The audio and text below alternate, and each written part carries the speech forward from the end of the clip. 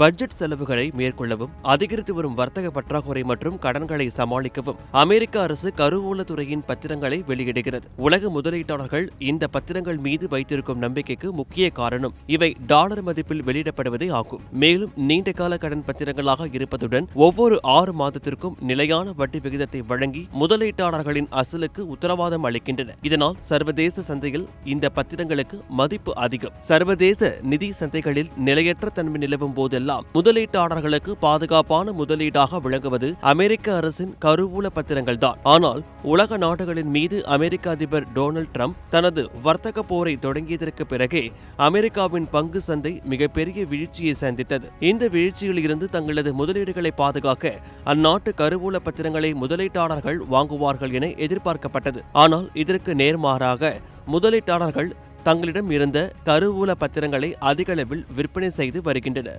குறிப்பாக ஈரானுக்கு எதிராக அமெரிக்கா இஸ்ரேலுடன் சேர்ந்து தாக்குதல் தொடங்கியதற்கு பிறகு உலக நாடுகள் இந்த கருவூல பத்திரங்களை அதிக அளவில் விற்பனை செய்ய ஆரம்பித்துள்ளன. அந்த வகையில் சீனா கடந்த வெள்ளிக்கிழமை, அதாவது ஏப்ரல் 17ஆம் தேதி $910 பில்லியன் மதிப்பிலான அமெரிக்க கருவூல பத்திரங்களை மொத்தமாக விற்பனை செய்துள்ளது. இதேபோல ஜப்பான் நாடும் $2.86 பில்லியன் மதிப்பிலான கருவூல பத்திரங்களை விற்றுள்ளது. கடந்த 30 ஆண்டுகளில் இல்லாத அளவிற்கு இந்த 2026இல் கருவூல பத்திரங்களை உலக நாடுகள் விற்பனை செய்து வருகின்றன.